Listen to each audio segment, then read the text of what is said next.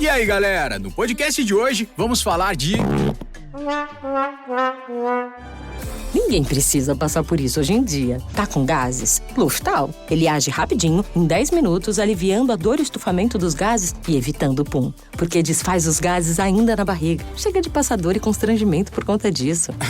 Bora gravar de novo que agora eu tô pronto. Luftal Simeticona, indicado para pacientes com excesso de gases no aparelho digestivo. Se persistirem os sintomas, o médico deverá ser consultado. Dezembro de 2024. Quanto mais você ouve podcasts, mais aprende sobre o mundo. É a prova de que a experiência é o que nos faz mais fortes. E esse é também o princípio da Ford, para criar as picapes com DNA raça forte, que valorizam cada quilômetro rodado e que constroem um verdadeiro legado. Essa é a nossa força. Paz no trânsito começa por você.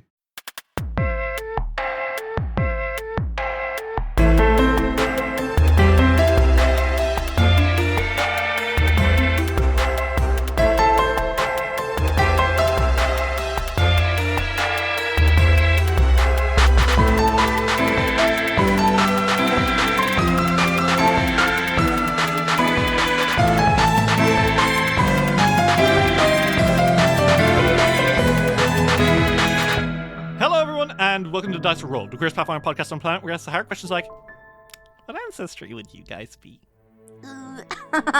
Let me think about it. Cause here's the thing.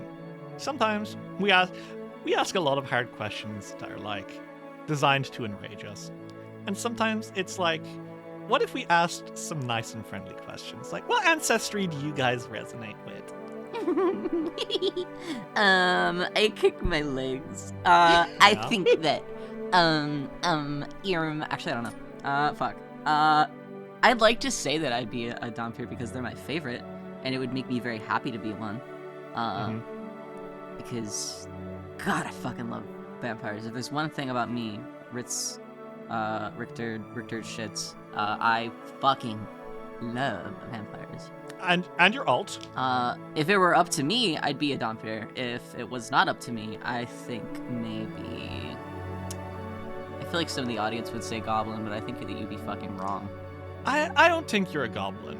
I think you... No, I just think you have fun energy. Yeah. Yeah. Maybe... I don't think you're a gnome either because... And I mean this in a way where you're my best friend in the world, and I genuinely cherish every single minute. Gnomes are too nice to be. Man, you know what I mean? Fuck. No, you know what I mean. Gnomes are I'm so happy every day, and you have you have the ability to be a lot more serious than a lot of gnomes. That's true. Oh, can I be a halfling? I like hobbits. You should draw yourself as a halfling. That'd be cute. We should draw ourselves as these. That would be fun. Oh yeah, that'd be sick. I can see you as a draw hobbit. ourselves doing cute things together as an adventuring party too. It's what hobbits is. For me, or what's word, I think I'd be a half-orc. I win every day of my life. Yeah, I fucking bet, dude. The world is amazing. Yeah, I fucking bet you like that, huh? The world is amazing. Disgusting deviant. Whoa. Excuse me for enjoying half-orcs. Point is, I think I'd be a half-orc, and I've talked about this a lot in the past. First off, half-orcs have an innate kind of masculine energy, even if they are not men, which I vibe with, because, I don't actually know... Oh, fuck, I said at the fucking Patreon outro as a bit. Bro didn't tell his friends. I didn't tell my friends, but I put in the fucking Patreon outro as a bit. Wow. I'm using dis and dat pronouns as well as he and they.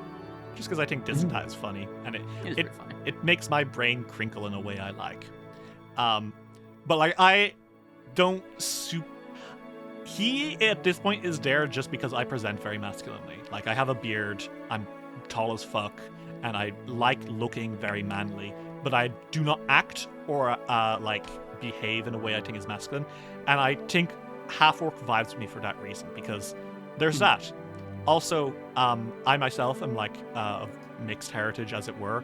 My dad is Irish, my mom is Swiss, so I get the idea of one of your parents being from a culture that is considered very warish and brutal, and often in the history books is treated as this monstrous thing to be. What are you talking about? The British listeners know what I'm talking about. Oh, I was like, what do you mean? mean? That's right. Everyone hates the Swiss. Jeez. What about Dave and Luna? Where are you guys at? They can be just pure vibes. Human. That's fine. I You be was human. saying this. I feel like I'd be some sort of Asmar, and I mean that not because I like angels, but because my like gender identity is tied to that sort of thing. So I feel like it just fits me. You're telling me the guy whose pronouns are he, him, spelt HY/HYMN, you're telling me that guy has some relation to angels? No way. I stole those pronouns from a friend. You saw that and you're like, wait, that's so good. You I wrote asked that. permission. You I asked asked. permission.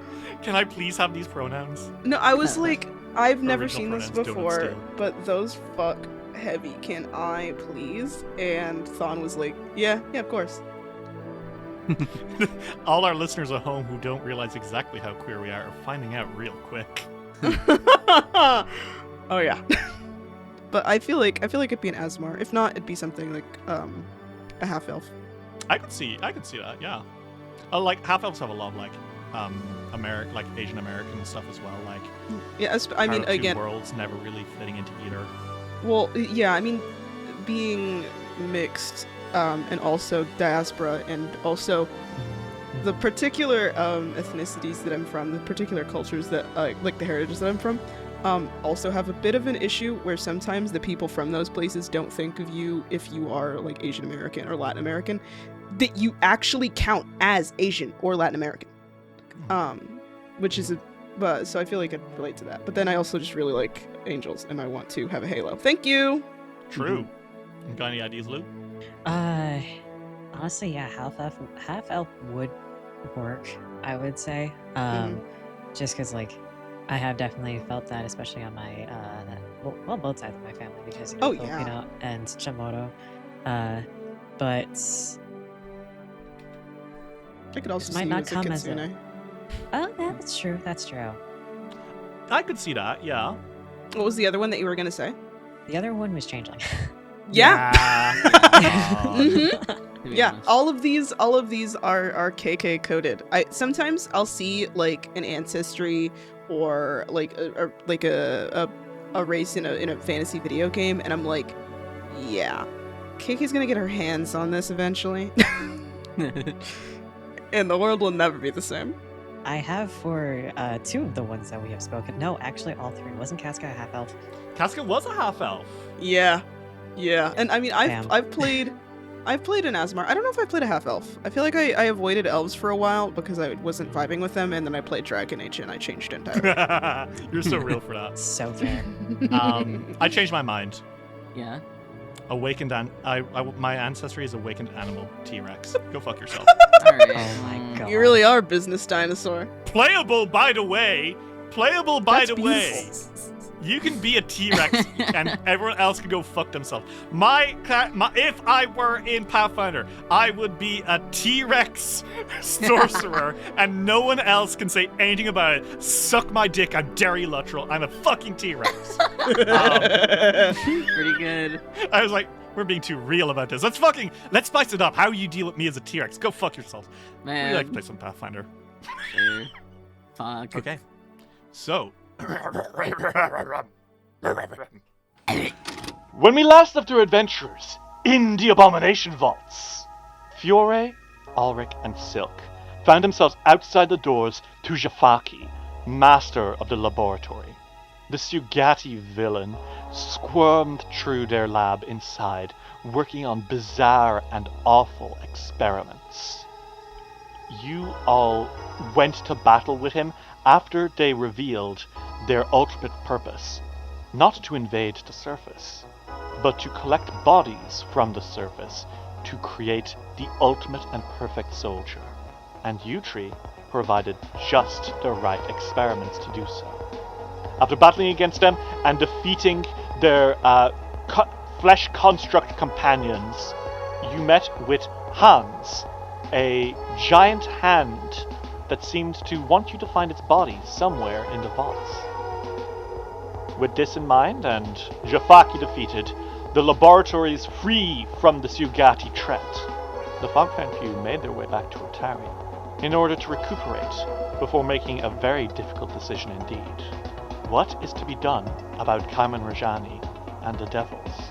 So fellas, that's where we're gonna drop you in. Are we ready to have a chill session in Otari? Trust? I Trust. don't Thank trust. you. I don't think I do. I'm Why? sorry. Have I not Dear, been you good kn- to you? No, you know I love you.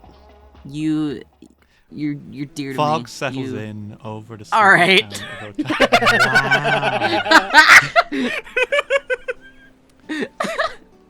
Don't care.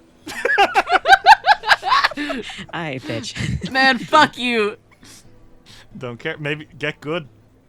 Fog settles in over the sleepy town of Otari. It has been some time now. It is the 6th of Serenet, a moon day, Fantasy Monday. A lot has happened in the last month, hasn't it?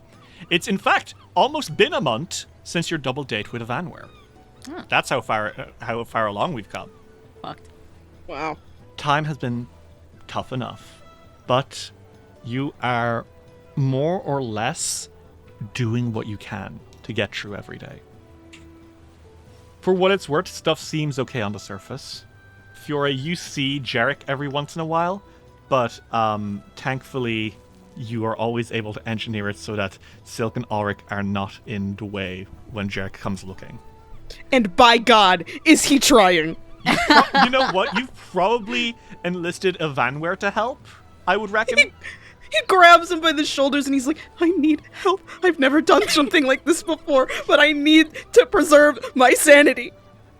Fiore, I can do this for you. So you've unfortunately unleashed the gaslighting king of Anwar onto Jarek, who is using his web of associates to manipulate. This guy feels like he's in fucking hell. He's like, what the fuck? How is it so impossible?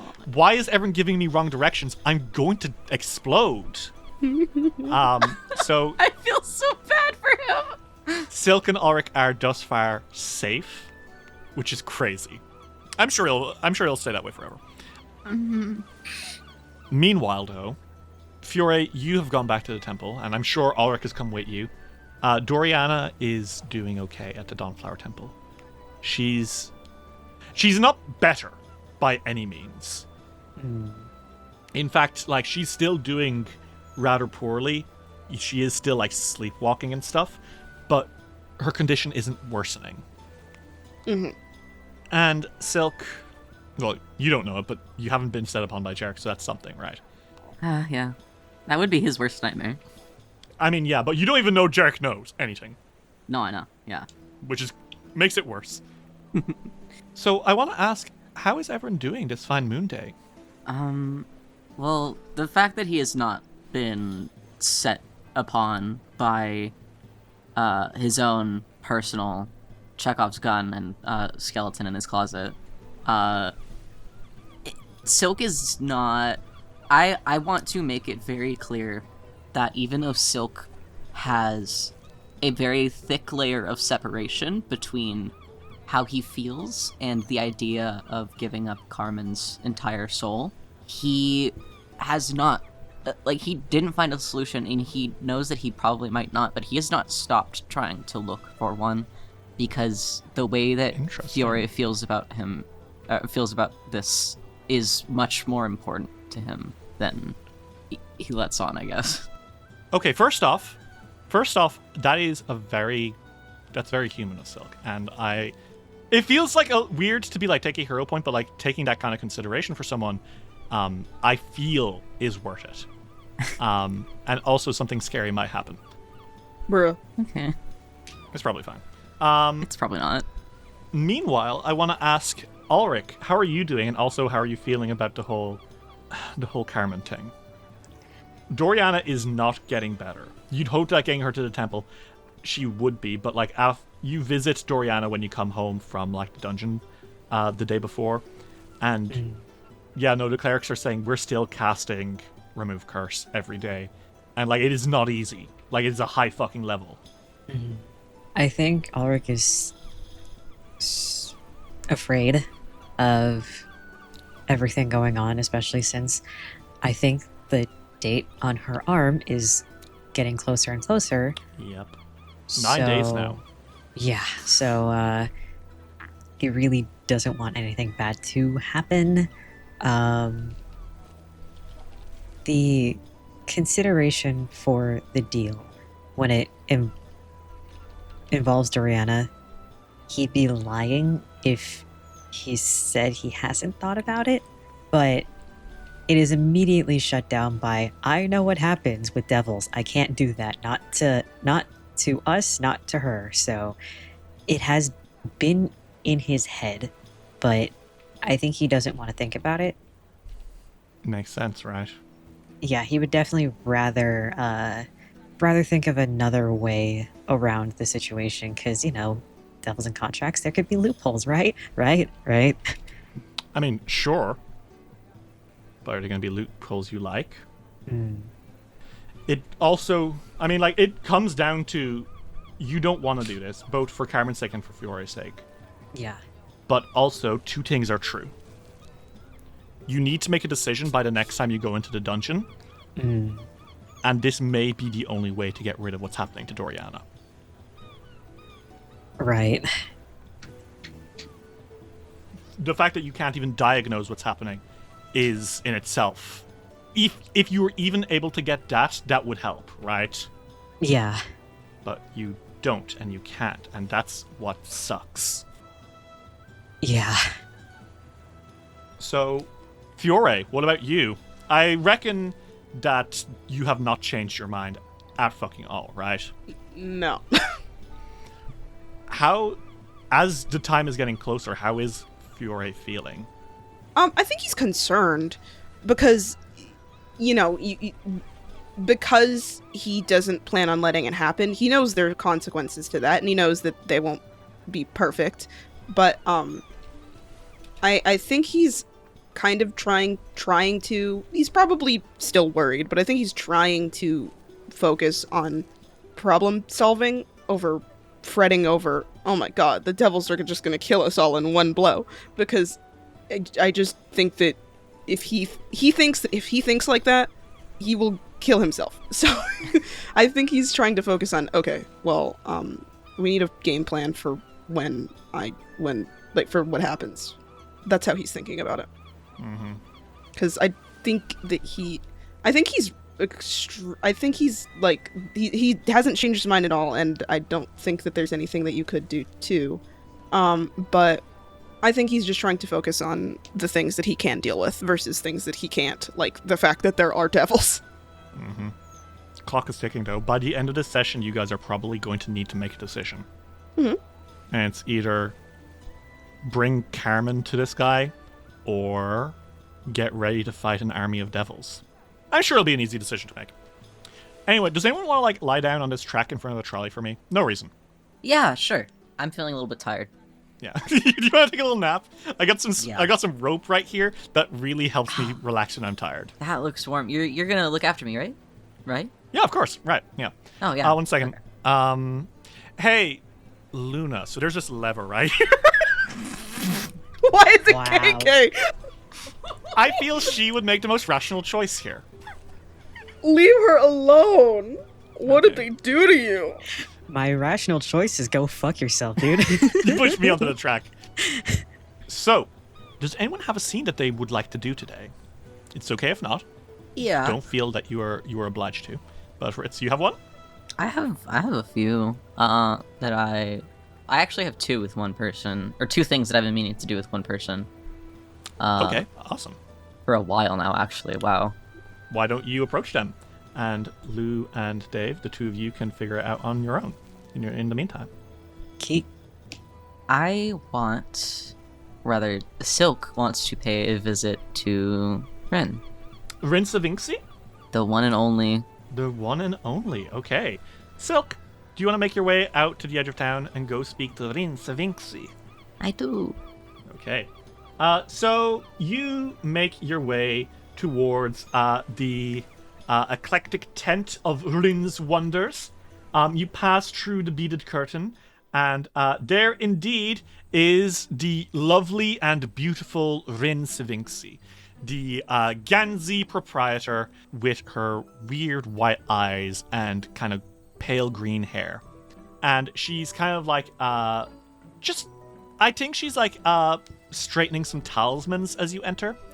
And she turns to you, eyes wide, and she says, Silk, hi, hello. Rin, my love, how are you? Am I your love? You're my love too, in a way that's like not romantic, in friend way. Anyway, she steps forward.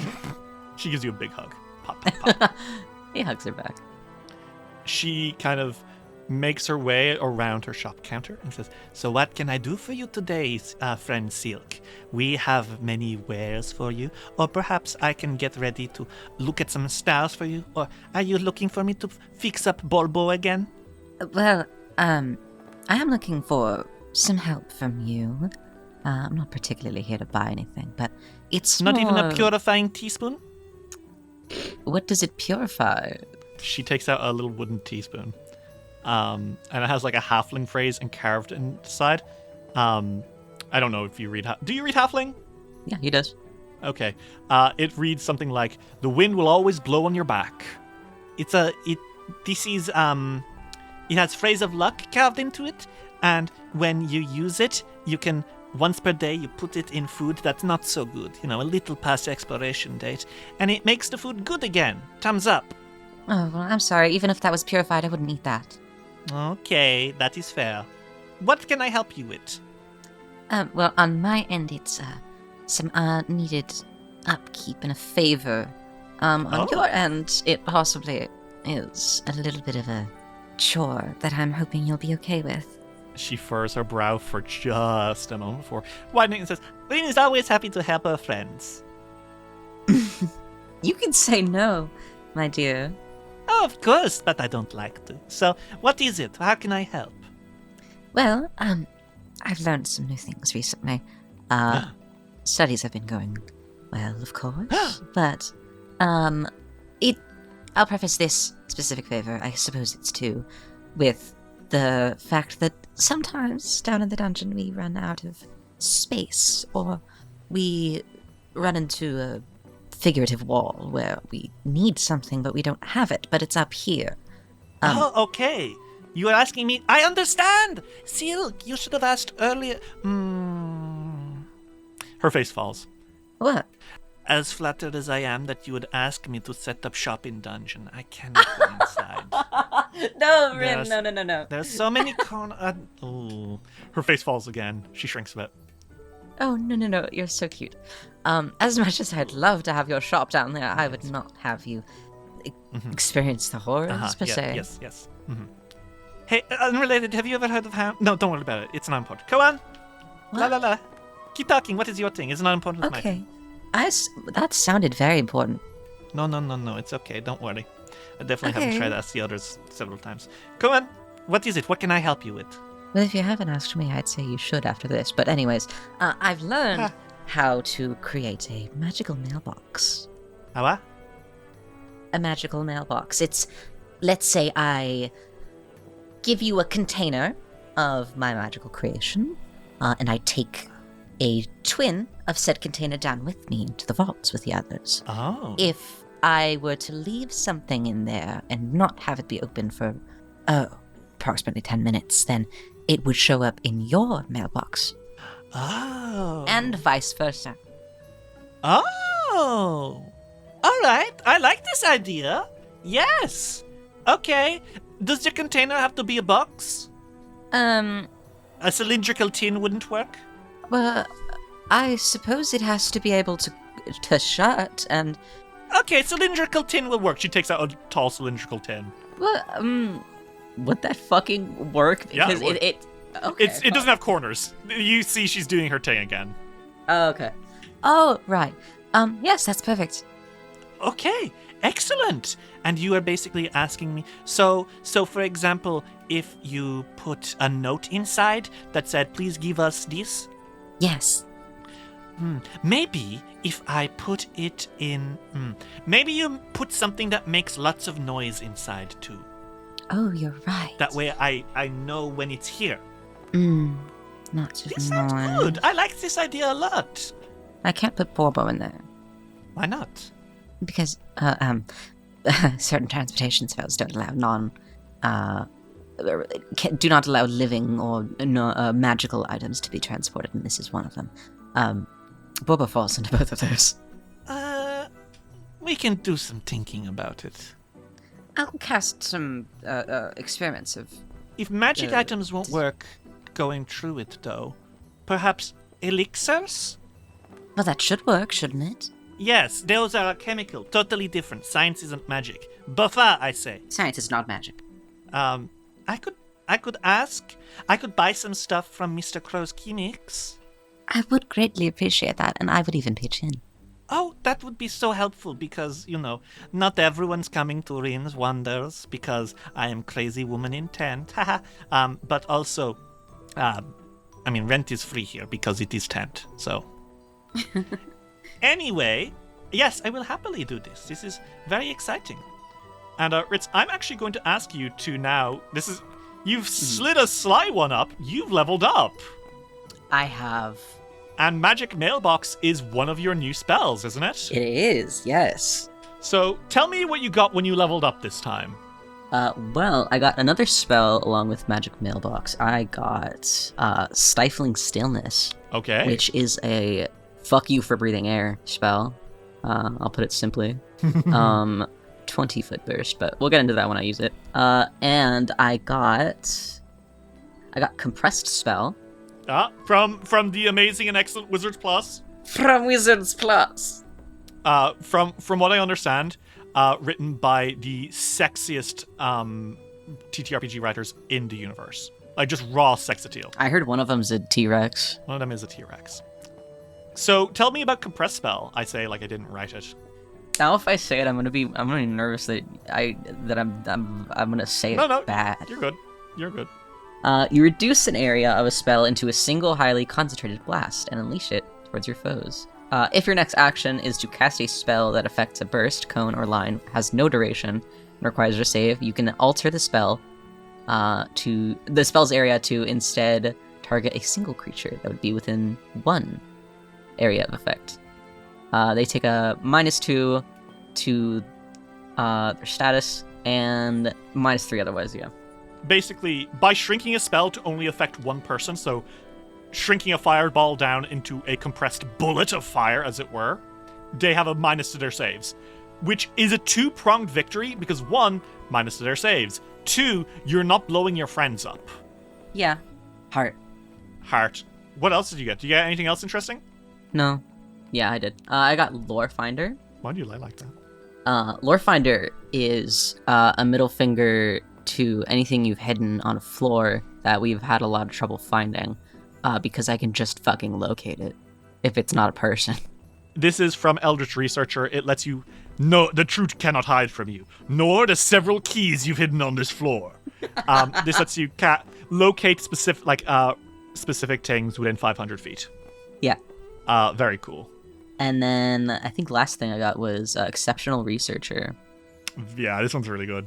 Yeah, that's more for research, obviously, that I do outside of dungeon and like free time.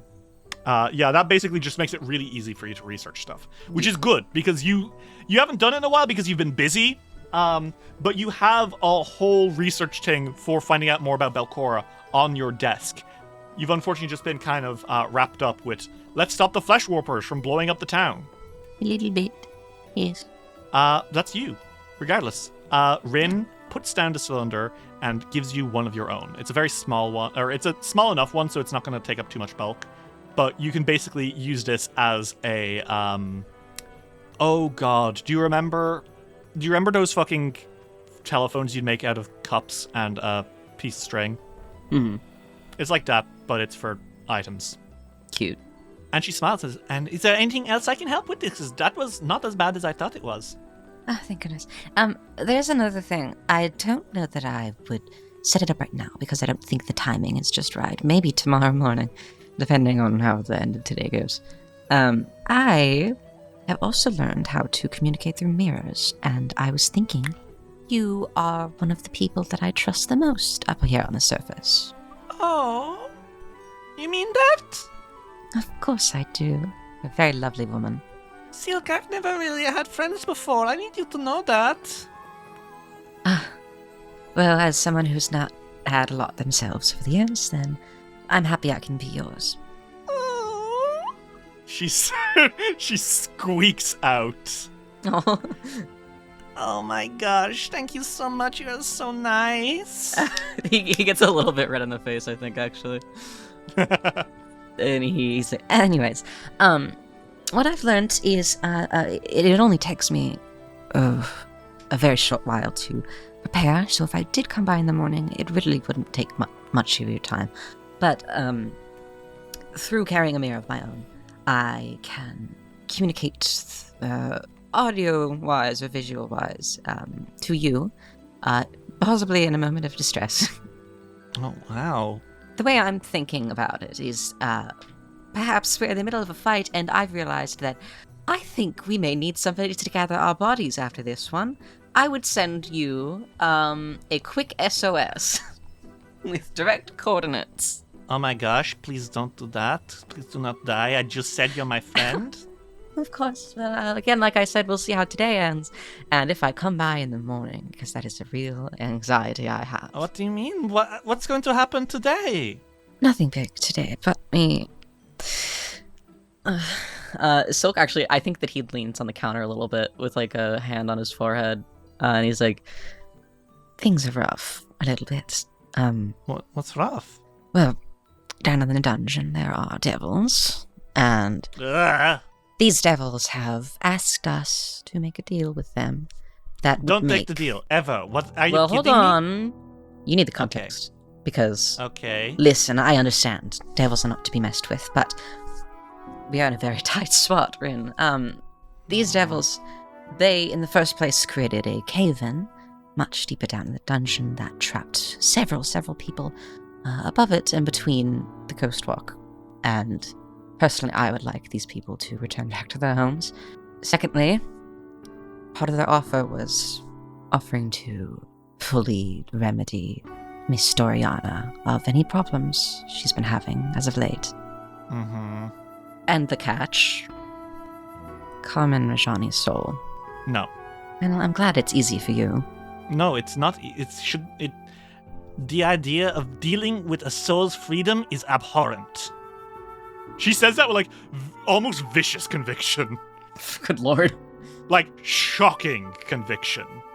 And she, like, really grim-faced. Like, she looks, like, almost sickened by this.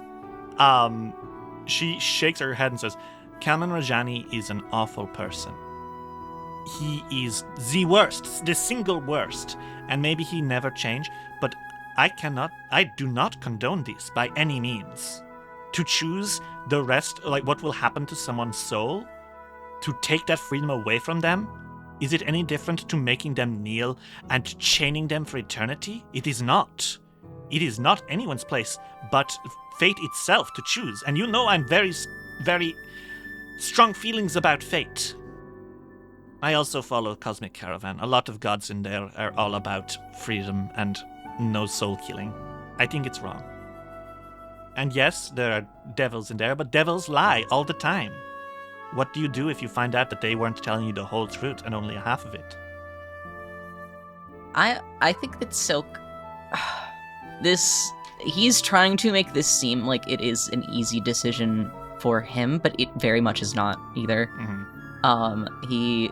He kind of, I think he leans a bit further onto the table, like on his forearms, and he's like, Look, I know it's not. I don't know.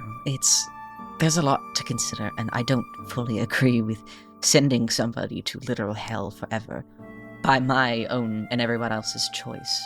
But we have to fight those devils if we don't agree to do that, and that's our lives at risk. And of course, I'm no one to offer somebody else's life up, but it's not just mine. I just don't think killing him is the right thing to do.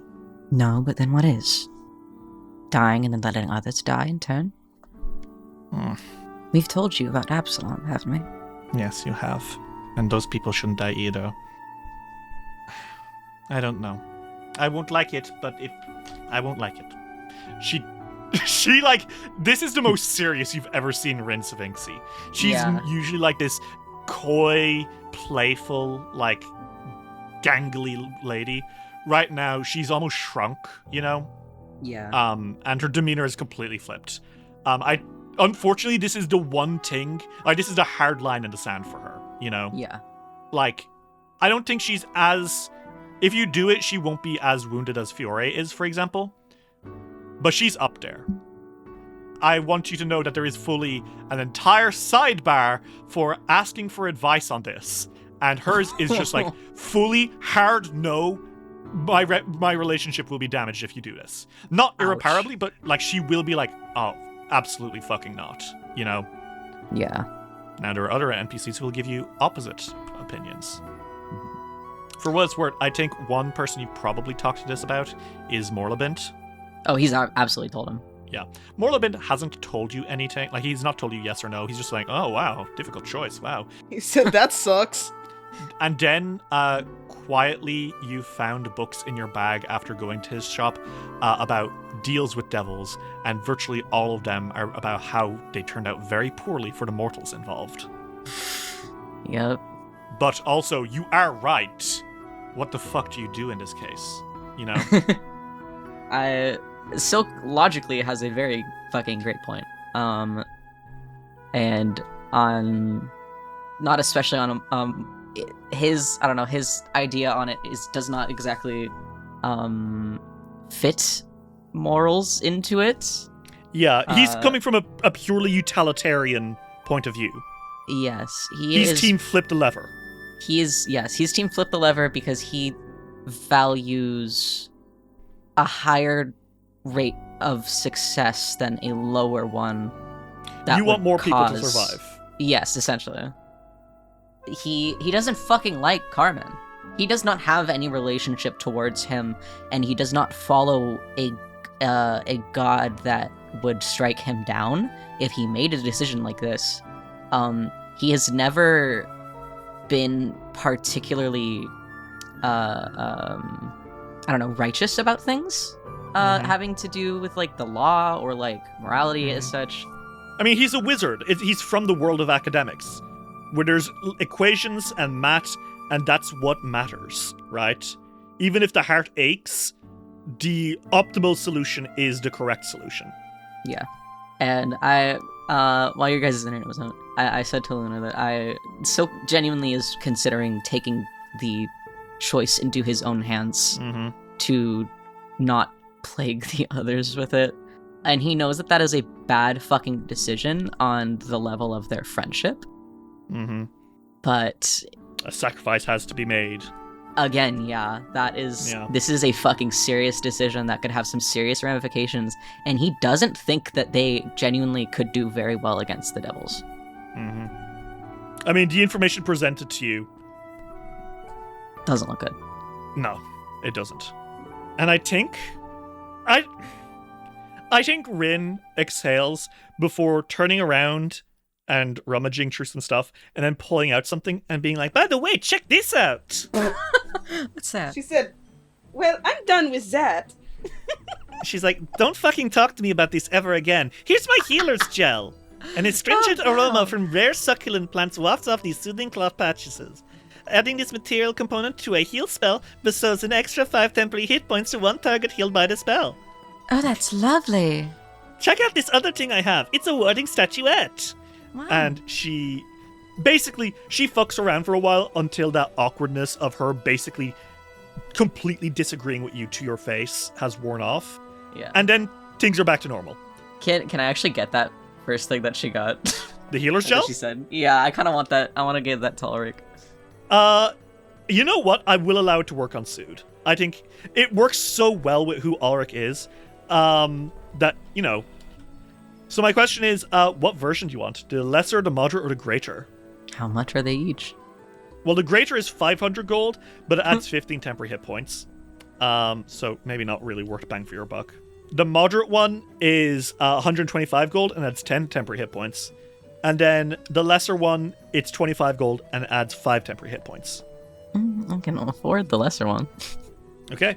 Would you like one of the lesser ones just for the fun of it? Yeah. Okay. Silk's shopping addiction. Oh shit, actually I can just... Oh shit, that's so fun! If I drag it off a merchant sheet, there's an option to purchase, and it removes the gold? That's so fun! Yeah, do you want to sell the iron cube you have, by the way? Oh yes, actually. Okay, you sell it. I have a cube for you, Rin. Oh, wonderful! And she gives you 50 gold for it. She immediately starts sanding it. Yeah, she no, what she does is she starts throwing it from one hand to the other. And the two of you have, like, a pretty decent afternoon chatting. Notably, she does not bring up the hounds at any point. And I think you probably forget to ask her. Yeah, maybe. I really would like to, though. Weird. Anyway. Man, fuck. It's probably fine. Alrik and FIORE, what do you two want to do today? Because, as a reminder, you can say nothing. But also, just be aware, you can ask NPCs for advice. Several NPCs around town have opinions about the Carmen thing. Okay. So that is something, if you wanted to interact with any particular NPCs, people like Yan Yasmera, Osif Menhims, fucking Longsaddle. I don't even... And of course there is Carmen himself. Although Silk suggested not talking to him. So, what do you guys want to do? And if the answer is, I don't really know if I have a scene, that's fine. I'll just ask how you're doing post-level up. Because I got stuff to throw at you guys later. I mean, I did, like, I actually, before you went to Rin, I was thinking about going to Rin to specifically ask about the hounds, because he did get interrupted the last time he tried to talk to her. If this is something you don't want me to do right now, I won't. But he is actively thinking about that. Rin Savinksi made up her backstory for attention. What the fuck? But it is something that he's trying.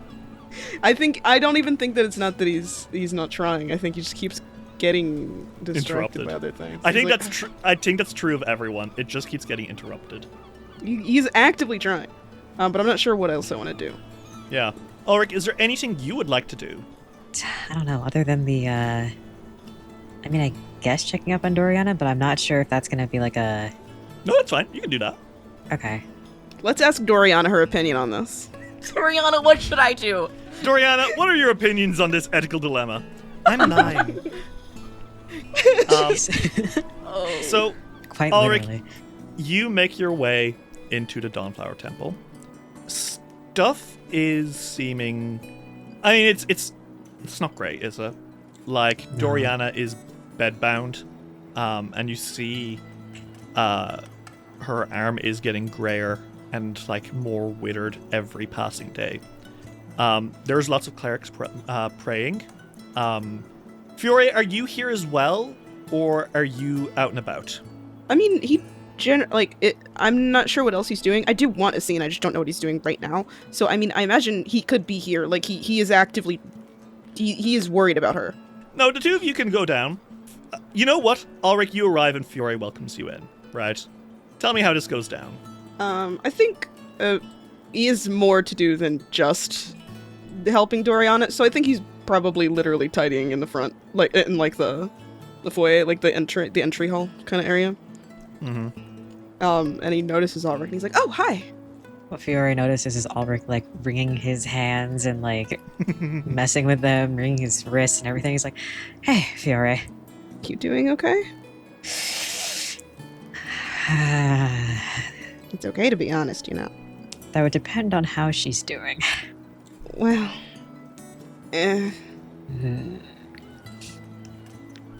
we're doing everything we can. I know, and I definitely trust that you are. It's just... Oh no, I just wanted you to know that we are, and that we're gonna keep doing that. Right. You wanna see her? If possible, if she's not already otherwise occupied. No, she's been doing the same thing. Let me put this away. And he sets the broom aside, and he leads Alrik to Doriana. Okay. Well, into Doriana's room you go. She's in bed, and like you pass by Mayor Menheim, you pass by Doriana's stepmother. She kind of nods and waves. She's a quiet woman, and you get the sense that Doriana and her have never really talked very much. She's more there for Osif. Not in a rude way by any way. Like, it's just like, you know. She's not fulfilling the role of mother. Yeah. And I don't think Doriana wants that. I think it's Doriana's choice more than hers, you know.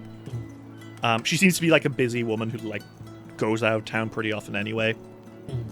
At the very least, she makes like Osif happy.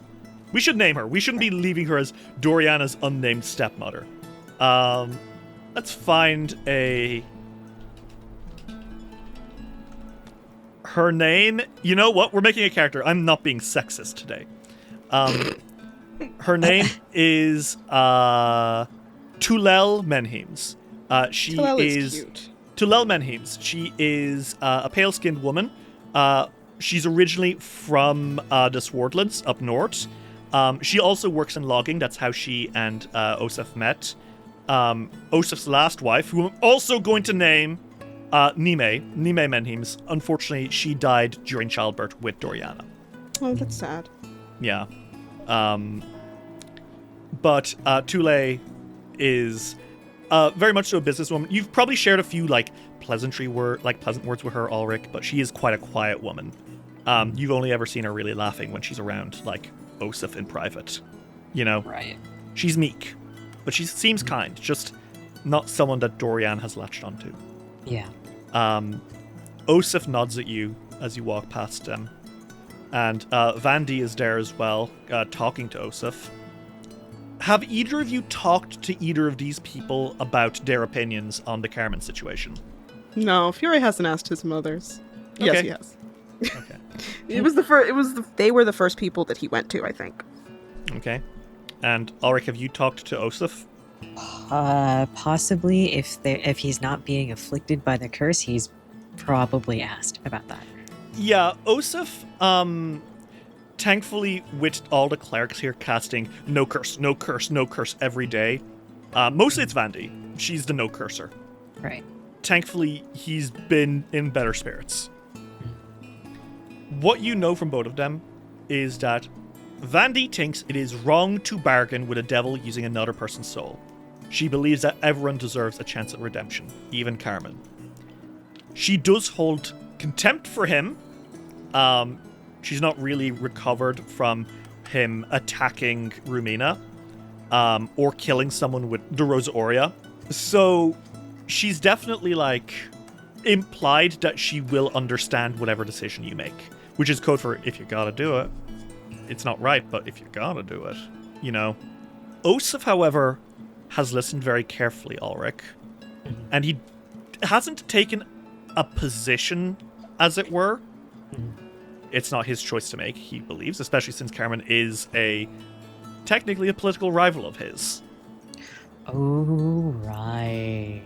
That being said, if you have at all implied that Arevian can help cure Doriana, or at least diagnose what's wrong with Doriana, he has very gently urged you to consider it. Okay. I think of all people to have that opinion, he's the most allowed. Yeah. He's not made any oh, you shouldn't, you should. But he's well, I don't trust devils, but if that's what it takes. I mean, he's a father. Yeah. Yeah. I would literally expect nothing less from him. Regardless, you guys walk past, and you make your way into Doriana's room, and she's there. It's a big bed. She's almost lost in it, you know what I mean? She's just this little white speck with her big white robes, and then her skin has almost gone ashen, you know? She looks ill. And she looks up at you and she kind of smiles, but you can hear her breathing through her mouth, you know? And she's like, Alrik, FIORE, hi. Hi. Hey. How's adventuring in the dungeon been?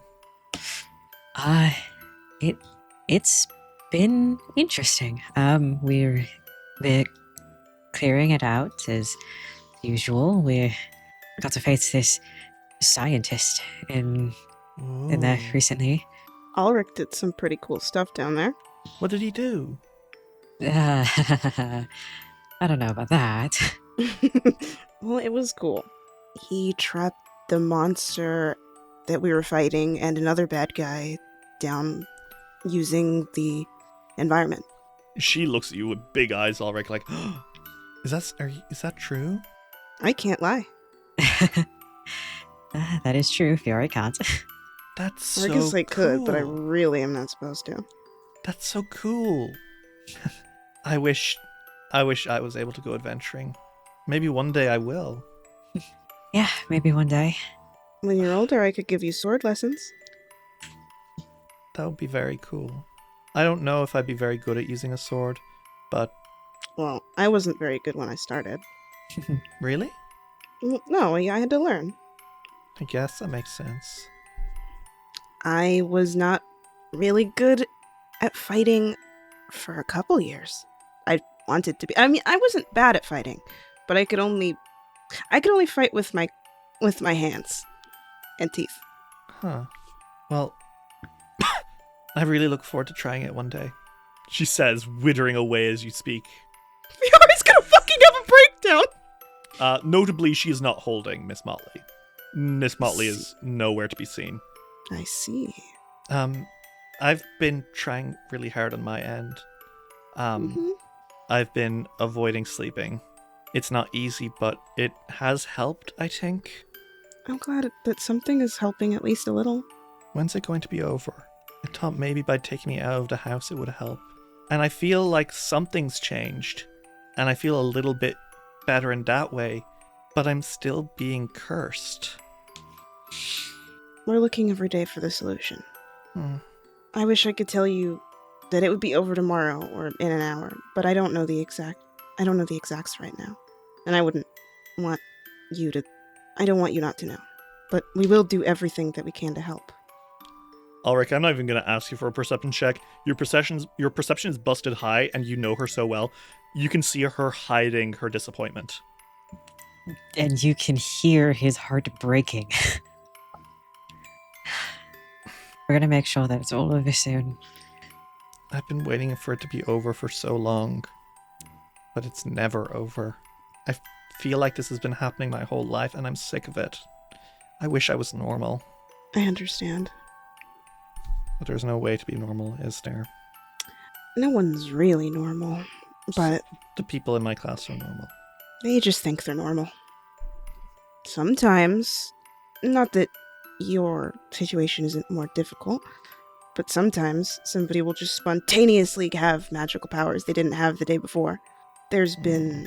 I mean... She doesn't believe that now, but in a few years' time, Gorham's going to die and the god's reign will fall, and people around the world will gain sorceress abilities, and then this foolish Then child she'll will know. understand. Then she'll This know. fucking idiot.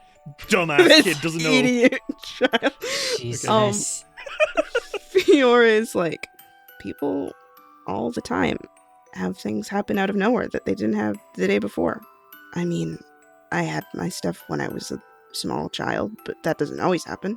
I think she looks at you, Alrik, specifically for a moment, and you can see she's looking at your hood, and Smile. the fact of the matter is, she knows that you are different like her, but also you hide what makes you different too. She doesn't know why you do, but she knows that's the truth. And I think in that moment she wishes she could hide her difference the way you can by wearing a hood. Should I kill myself? I'm about to do that too. Group suicide pact. It's gonna freaking happen. And I think she exhales and says, but so long as I'm here with all the clerics, it'll be okay, right? Of course. Yes. Everyone in this room, in this building, is doing everything that they can to keep you safe. Okay. And if something happens and it feels not right, you just yell or call for help at all. And someone will come running, and if I hear it, I will come sprinting. And if I even get a hint that something is wrong, I will get on my horse as fast as possible and be right by your side. Okay, thank you. Do you want to play toys? She says meekly. I can play toys. Well, I think that'd be great. I think that'd be fun. And she's so fucking exhausted, but I think you can see that she is relieved. She just wants to be a normal kid. She's just a baby. I'm gonna cry. I'm gonna kill So myself. now's my chance to ask, fellas, what happened when you leveled up this time? What did Alrik get this level? So, Alrik, let's go down the list of feats here. For the class feat, he got Fortissimo Composition. Okay. Your anthems grow louder and more potent. Bolstered by your muse's power, you learn Fortissimo Composition spell-shaped focus spell, and that requires a performance check. And if I get a crit success, the stat bonus for either Rallying or Courageous Anthem increases to +3. That is so fucking insane. The fact that you can just make a performance check and a focus point to boost your Rallying Anthem or Courageous Anthem to such high levels is insane. Yep. Success is a +2, and a failure is normal No bonus change, of but- +1. yeah. But you don't spend the focus point for casting Fortissimo Composition. So fully there's no downside to even trying. Yay! That's insane to me.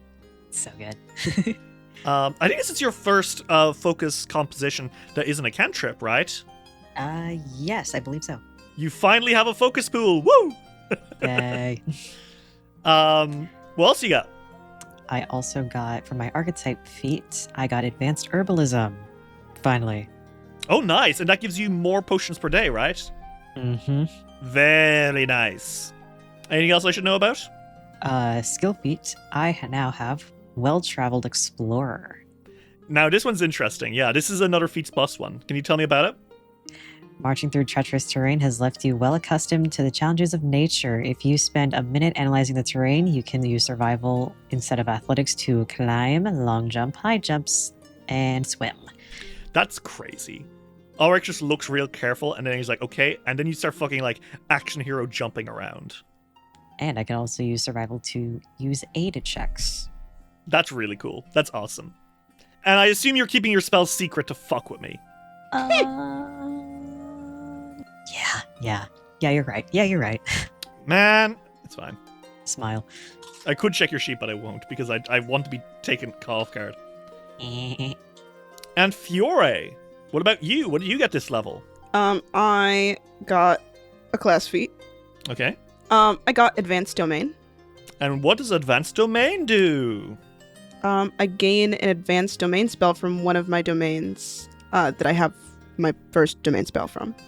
And I... That's the Sun Domain, right? Mm-hmm.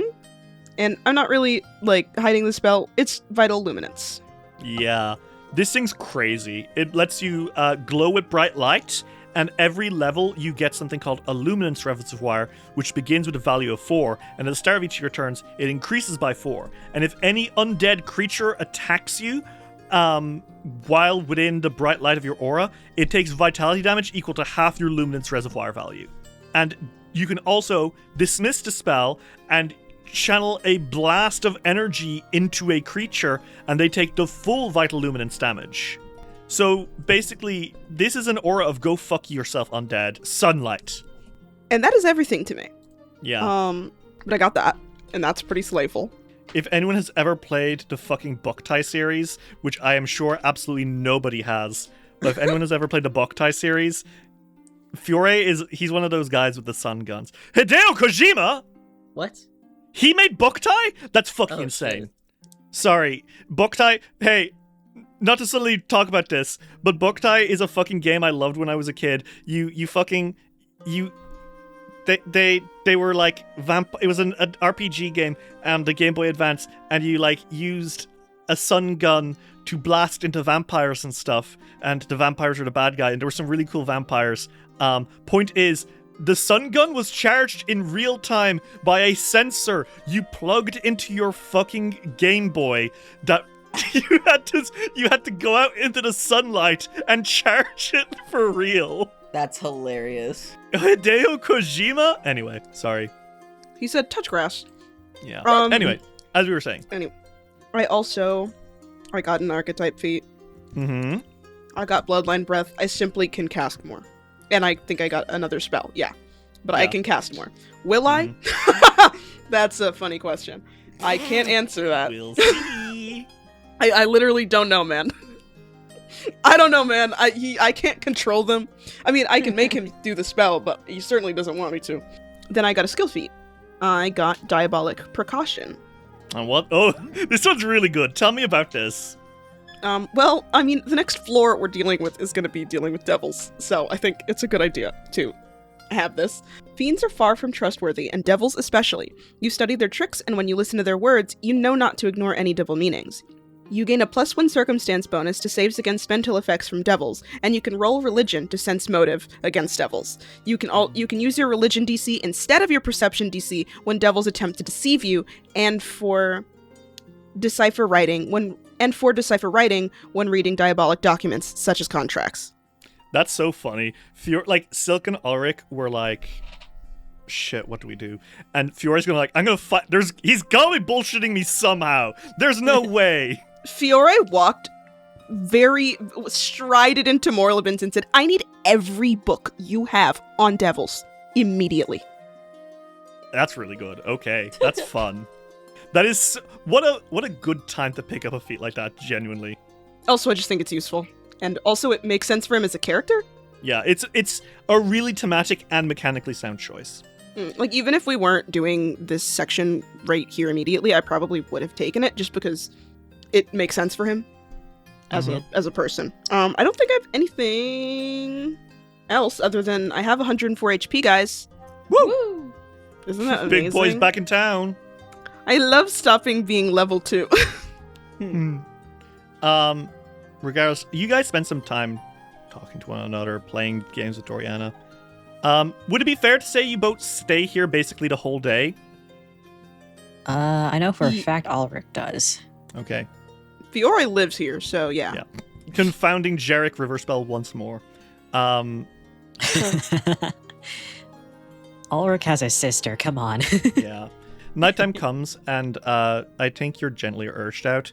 Even if Doriana doesn't go to sleep, Vandy she stays by the door. She's been staying by the door.